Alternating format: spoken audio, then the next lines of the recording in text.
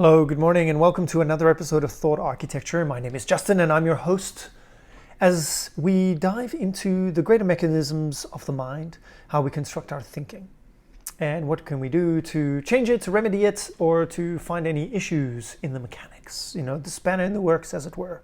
So in this episode, what I'd like to go through is gratitude. This is actually an episode that I wrote for Thanksgiving last year. There's a couple of reasons why. So without further ado, let's just get into it. Okay, but in this episode, what I'd like to do is I'd like to critique the current understanding of gratitude and going into actually the perception of how humans work, in my opinion, and as a result, how do we best exercise gratitude in our lives that is very successful. Okay, so first things first, going into a definition of gratitude is actually quite difficult because as I'm sure you're aware of, as I'm aware of, like in the spiritual industry, everyone expresses gratitude as something different, okay? So gratitude, a noun, the quality of being thankful or the readiness to show appreciation for and to return kindness, okay? So that's quite a good one. The one that I typically hear is gratitude being similar to being grateful. And for me, this is a major issue. This is a big issue because the idea of being grateful is usually, it's not necessarily that it's defined like this, but it's used like you should be grateful for. And as soon as we got that word should, it's the idea of like, well, most people aren't, but there's an obligation to feel gratitude for these things. And that's what I have a problem with. Like, oh, you should be grateful for the roof over your head. Most of us, when we're in difficult times, we don't think about the roof over our head. So yes, there is a perspective mechanism that we can exercise. But is this a very successful mechanism? Like how much when you have been in a difficult situation and people say, well, just exercise gratitude and that'll help. And you're like, well, I'm grateful that I'm alive. Well, are you? I don't know. Like for a lot of people, they're not. They're not thinking, oh, well, at least I'm alive. Most people don't think like that. They don't think about, and this is the problem with it. It's a reductionist perspective. It's minimizing a lot of what you're experiencing down to just, well, you're breathing, so be happy. Be happy that you're just breathing. Like, fuck off. Stop telling me what I should be feeling. Like, I know I'm breathing, but I'm experiencing problems at the moment. So you can't just tell me, just think about the fact that you're breathing and you'll be okay. Like, no, that's not helpful. So I have a huge problem with people actually defining gratitude in this way, majorly, because as a large part, it's not very helpful. So let's take that to a certain level and let's talk about perspective, okay? Usually perspective comes when things are shaken to the nth degree. Assumptions are, largely shaken, okay?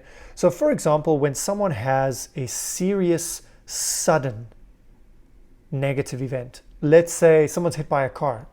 Thankfully they survive, but they're hit by a car. It makes us like really think, I have not been appreciating this person. I need to spend more time with this person. So it does have the effect of shaking us out of our daily routine, or let's say our default mode, our automated, non-deliberate kind of thinking, where we're just getting through our daily grind. So we can actually do something where we stop, let's say once a month or once a quarter, once a year. Have a day where we're just going to participate in an activity where we say, what do we want to interact with more? And this was probably the best definition of gratitude in this way that I found, which is, what do I want more of in my life? Do I enjoy these people in my life? What do I want more of? What type of interactions have they given me previously that I want more of? What kind of foods, what kind of animals, what kind of activities, what kind of whatever have I interacted with that I would just like to invite more of into my life? And therefore you start planning around this. You start talking to people and showing them more appreciation, enjoying conversations with them as well. So this type of gratitude, if we can kind of clump it together, I would say that very much, I've talked about this before, Dr. Barbara Fredrickson's broaden and build theory, huge believer in these these 4 different things. So let's mention them now, just in case you're not familiar, and in case you are, let me remind you. Number 1 is play, right? Play. And so you should literally try to play as often as you can, which is a game without any defined results being needed for you to feel pleasure, okay? Try to lose yourself in play. Number 1. Number 2, curiosity. And so you lose yourself in exploring something because you're like, I wonder, that sounds interesting, all right? Number 3 is where it really ties in with gratitude, is savoring. So I want you to imagine that you get given a taste of something, put it in your mouth, and that is delicious. I really love the texture. Oh, the aftertaste. There's this great aftertaste to it. Yes. I want you to think about this type of gratitude as savoring as well. That is a big deal. When we want to invite more of something into our life, it's good to pay attention to it and savor it. And so whenever people talk about gratitude and being in the moment, for me, it's hitting Barbara Fredrickson's kind of note of savoring. How can I savor more of this? And it's just a simple matter of an activity. So try this. Try this the next time that you're feeling caught up, you're feeling a little bit frustrated, is stop and think about your life and think about the things that you really enjoy about your life. Like, what do you savor? And think about the things that you really enjoy, okay? As a remedy to feeling caught up, stressed out, etc. You know what I really enjoy is I really enjoy Saturday nights cuddling on the couch watching Netflix with my significant other. I really enjoy cooking and seeing their smile. And this is a true story for me. So like as a result now, what I'm doing is I'm letting my wife choose a meal, a special dish, and once a month I'm cooking that dish for her.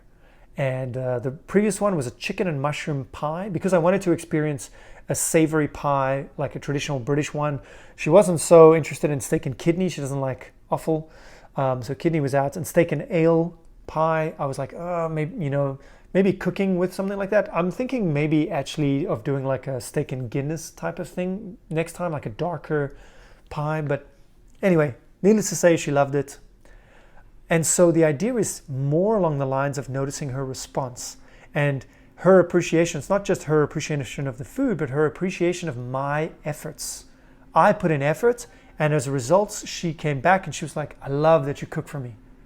And I'm like, that feeling of being appreciated. Yes, I want more of that. And so how do I get more of that? Instead of trying to prompt it out of her, it's more like, what can I do for her that she's going to appreciate? What does she want me to do? What does she notice? And so asking her, like, what do you notice that I do that you really love? Oh, I love it when you cook for me, cooking something special for me. I'm like, cool, let's do more of that. Well, what would you like me to cook for you next? Okay. And putting time and effort and energy into these types of things so that I can savor more of that. I can say that the most meaningful things in my life have been things like that. Okay. And that's allowed me to appreciate more when I put in effort to people and noticing what people are signaling appreciation for, and then being able to feed that and create deeper, more meaningful relationships with them. So that's been a great, great thing. So tying this back with, the 4 things that we need to do for more fulfillment, we've talked about play, explore, savor, and the last one is share. And this is a big deal. And this comes back to being co-created social animals, okay?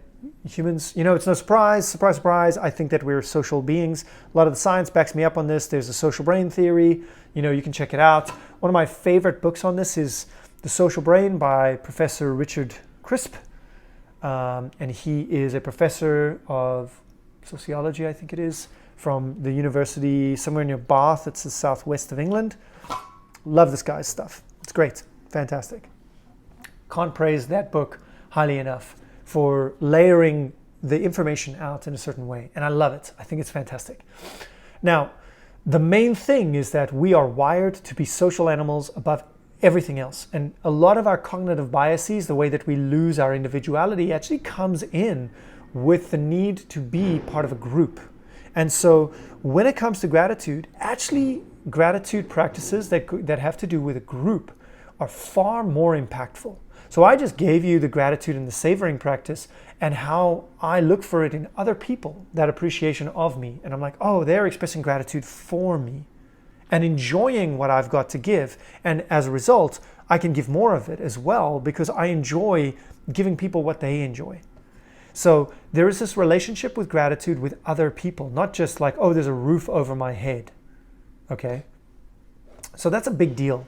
And so it's this idea of point number one, being part of a group and linking your appreciation and your gratitude practice to group activities. Okay, so let me give you, very simply put, the idea that's coming up here. I was part of a group called the Avengers where they were just traveling buddies, and every now and again you do an exercise. The exercise, we called it peppering, where you are sitting in the center of a group and everybody says what they appreciate about you. Okay, very quickly, short 20-second bursts of like, I love that you do blah, blah, blah, blah, blah, blah. Okay, and I feel like this is a very good thing because it shows, even with strangers, you can do this with strangers and they'll be like, oh, you know what I love? I love your nose. You know, visually, what do they appreciate about you? And people giving you their perspective shifts your perspective of yourself as well. It's a very helpful thing for people who are unhealthily in their heads too much. It's very good with aligning outside perspective with your internal perspective. Because the idea is that the more you can align this, the happier you're going to be, because you're going to realize how you come off to other people. And instead of fighting other people's impressions of you, you can actually just move with it. You know, Arnold Schwarzenegger, you're a big guy who can't speak English without an accent. Like, who's going to want to hire you as an actor? Well, that's exactly what he did. He's like, well, let me go for the roles where people expect a big guy with a strong accent. You know, that's what he did. And he made a ton of money in that regard. And losing his accent would have been terrible fate. Losing his size would have been a terrible fate for him.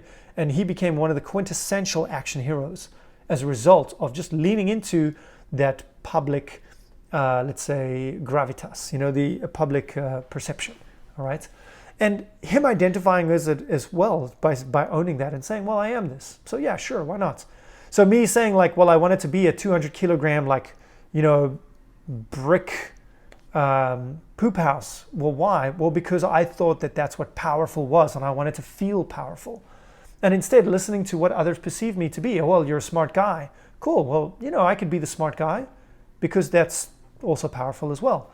So it's a good way to kind of readjust yourself. So the peppering sessions are great for this and hearing what others appreciate about you. And there's been some interesting studies done as well to show that when you receive gratitude from other people, instead of me expressing gratitude, me listening to people and what they value in me makes me feel a hell of a lot better. So your gratitude practice being a solo journaling exercise, oh, I'm grateful for the stars in the sky, like fuck off.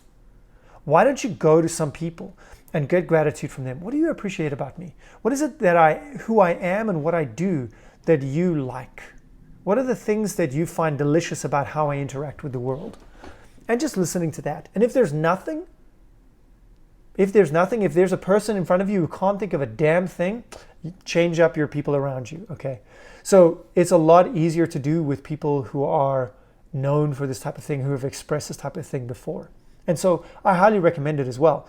There is also this idea of you giving gratitude and not expressing anything else, any kind of like invitation for them to express gratitude back to you. The more you express gratitude to people, this is what the study was about, the more likely they are to feel like they should return the favor and express gratitude towards you. And even if they don't in that moment, they're still going to be searching for ways to then repay the kindness. And so it's literally the idea of gratitude and the definition that we talked about, to return kindness. So gratitude, the best practice for gratitude is literally showing kindness in our words and in our actions to others. And as a result, they tend to feel gratitude towards you to repay kindness. And I think that that's a big, big deal. So receiving gratitude, all right, from others. Now let's level it up and let's talk about the next step of gratitude is actually receiving gratitude in the midst of a group. Okay, so let's say my wife expressing gratitude and appreciation for me and the kindness that I show her and the things that I do for her, but in amongst a group of people. Now, all of a sudden, that gratitude is exponentially loaded. And so this idea of recognition, there's an organizational management style called total quality management. and I bastardized some of their stuff, and I love it. And I added one of the things that I found very important on top for teamwork is the idea of recognition. Recognizing when people are putting in effort, and also beautifully crafted efforts, and also results. So just recognition. How many people have experienced this? How many of you have experienced this when you've been working in a team or working for a boss or something like that, and you want them to recognize your effort, and they don't? Oh my gosh, you feel crushed. And you almost feel like you want to quit right there because well, if I'm not putting in a ton of effort, look at what am I doing here? Fuck it. Why should I do anything? But how many of you have felt so elevated, the juice was worth the squeeze because you got to the end and you got praised in front of other people and you're like, oh my gosh, that feels so good. That feels fantastic. Thank you so much. I appreciate that so much. You don't need to brag about it. You can be very humble about it. But the point is that, number one, your gratitude practice is your kindness to others. And then usually they verbalize it or they take an action to then repay kindness. And let's imagine that that's done in a group of people. Oh my gosh, how wonderful does that feel? So the idea about recognition and adding in group recognition, group appreciation, big deal, big deal. And so utilizing this to your best efforts, I want you to think about this. I want you to think about doing kindness to others or speaking kindness to others. Okay, actions and words of kindness to others, service to others, when you are in a public place or when you are in a group setting. Say something wonderful about your partner that you know that they'll appreciate, that everybody can hear, is a great way to leverage kindness. Now, once again, please, with the intention of making that person feel even better, not making yourself feel better. Investing your energy in other people, creating value for other people is usually where we find a lot of value and meaning as well. So your intent behind that should be to make them smile and make everyone else recognize how amazing that person is, not in making yourself feel better. You feeling better should be the smile on their face. Finished, done. You don't need gratitude for that. You've already got what you wanted out of it. You've made that person feel better about themselves. That, the investment, the service in others, is where that true gratitude can kick in for yourself, because you can be proud of yourself and be like, you know what, I helped that person feel a little bit better today. And that makes me feel good about myself. Voila. Okay. The last thing to talk about is the idea of the levels of how we can take this. So I want you to think about this in 3 different steps. Step number 1 is just levels of gratitude for things that just appear in your environment. Okay, so you're looking around and your partner, is there. So great, just having a partner there. If you express gratitude for that partner just being there, like, I love the fact that you're just in my life, that's not a very high level of appreciation or gratitude. Are they going to smile as much? Maybe not. Maybe not. So, things that just are, not a very strong, or let's call it a strong lever, okay? So number 2 is then going to be something that anyone could do. I call it the anyone lever. Anyone could do, but that person did it, okay? So for example, washing the dishes. Anyone could have done that, but you are the person who did it. And so they appreciate you doing this thing that anyone could have done, all right? That is a big deal. Already we're moving away and we're distinguishing ourselves as the person who did actually do that thing. Okay, so doing that kindness to others. I find that that's a great way to go through things. Then the third one is going to be the skilled, unique you. All right, so what is something that you can do that others can't? All right, now 2 layers to this. Number 1 is going to be your relationship to others. So for example, I am a son. I am one of 2 for my mother. So me doing something is much more meaningful straight away just because I have that relation to that person, right? It's got nothing to do with my skills. It's got to do with my relation to that person. So straight away, it's more meaningful because of my relation to that person. But the one that is usually the most meaningful, especially when we talk about appreciation and gratitude, is going to be, what have you developed a skill for that only you in your present environment, current company, have this skill, this developed skill for? Okay, so For example, my wife has got 2 master's degrees in human nutrition. She is incredibly knowledgeable about the human body, how it interacts with food, and what happens in the body. So when she gives of her time to help another person with their food issues, their gut health, etc., they are incredibly appreciative because there's no one else in our current circle that could have helped them in that way. So that feeling of I am valuable to the tribe for my unique, specific skill set that I have cultivated, that is a big deal. And this is where we come back to this idea of you can't pour from an empty cup. Spend time developing your skill set to be valuable to others, to give others help that no one else could give. All right? And people will express gratitude specifically for that. And so it doesn't matter if you've got that skill set around food. It doesn't matter if you've got that skill set just around kindness or around fixing, broken things or whatever. It doesn't matter what it's around. It's just like people go to you for that particular thing. Even if that particular thing is seeing the light in dark situations. It doesn't have to be anything you need to go to university for, without a doubt.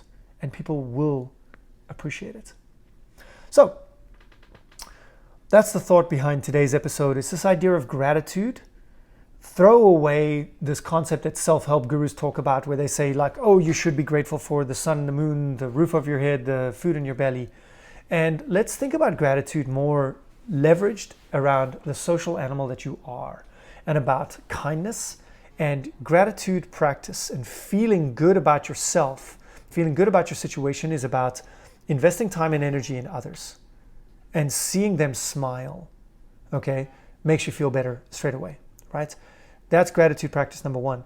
But then doing it and leveraging the power of groups, leveraging the power of our genetic coding to be a social animal and how that functions, okay?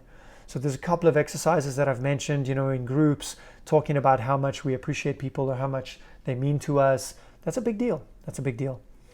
And if you are in a situation where you are trying to activate that gratitude energy, quote unquote, where you're like, well, I'm just in a bad situation. I need to look around me to find the good things in life.